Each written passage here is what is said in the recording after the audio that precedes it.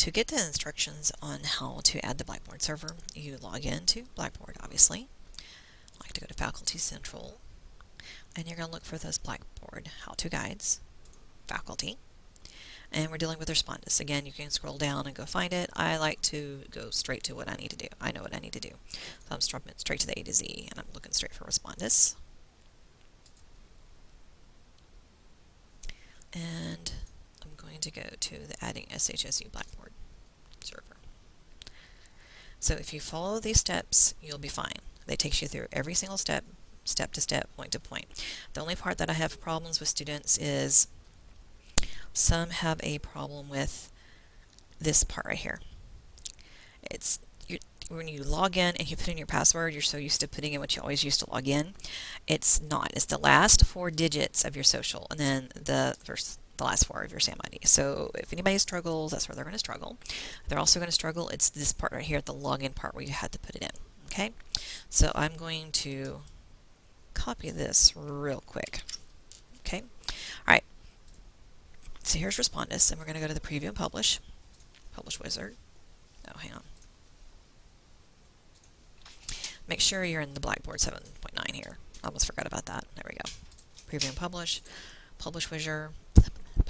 Wizard, add a new server, tell it no, we're going to do manual. And this is where you're going to type in that first HSU Blackboard login. Next, you want to go find the class that you have instructor rights to. So this is everything off this page. I'm going to go ahead and get out of it. You can click on the courses to pull up courses that you're good, or you can get to them from your main landing page on the SHSU Online. I will just pick my sandbox. And it doesn't really matter which one you pick because it will go to any of them that you've been associated with. So I can highlight and Control C, copy, and go here and paste. And then I'll need to give it the name for the Blackboard, which is shsu.blackboard.com, and tell it to extract. Now you have to give it a name, and we have to put their username and all that. Now here's the good news. Please don't panic on me. You do not have to do this every time. You only have to do it once, because I have had a few panic on me. I'm going to call it Blackboard Learn Respondus, because I'm simply following exactly what was in the instructions. I'm going to tell it to remember me.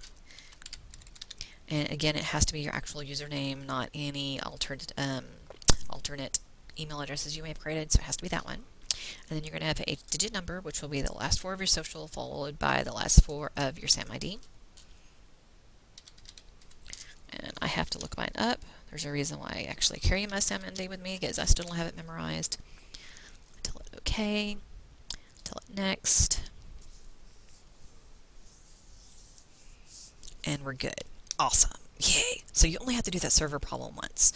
Anything after that, you no longer have to go to the server. It's been added. So let me show you what I mean by that. So now if I go to the Publish Wizard, I just have to select the one that I want and hit Next. I don't have to put it in. I don't have to program anything. You have to select a course. So I'm going to go pick one, and I'm just going to put it in my sandbox. And if you wish, you can change the name of it if you want to here. You gotta have patience for it. Sometimes it's faster, sometimes it's slower. So if you want to change the name for it, you could here. What is the difference between an exam and a poll? An exam is a specific set of questions you know you're going to ask everybody the exact same thing. A poll is a set of questions that you can pull from to create tests. So if you, let's say, you've got an exam bank of 50 questions, and you only want to ask 25 of them, and you want to randomize it and make it as hard as you possibly can for the kids to cheat, you can do that. You do that with the pool, because you use the pool. You create the pool, and you tell Blackboard, okay, make a test, pull from this pool, pull 25 questions from that particular pool bank, and it will. And now here's the kicker. It won't be the same 25 questions for each kid. It's going to randomly pull 25 questions from the pool. If that makes any sense. So it just depends on what you're doing. If you have a specific exam, you know you want everybody to take the exact same questions, great. If you have a big pool bank that you can pull from and you want Blackboard to randomize it for you, you can too. So it just depends. Right now, we're just going to do an exam, basic exam.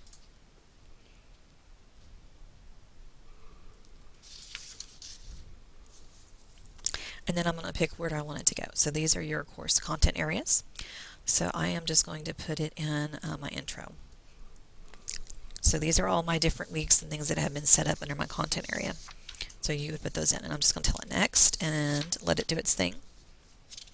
When it gets done, it'll give you a message about finishing.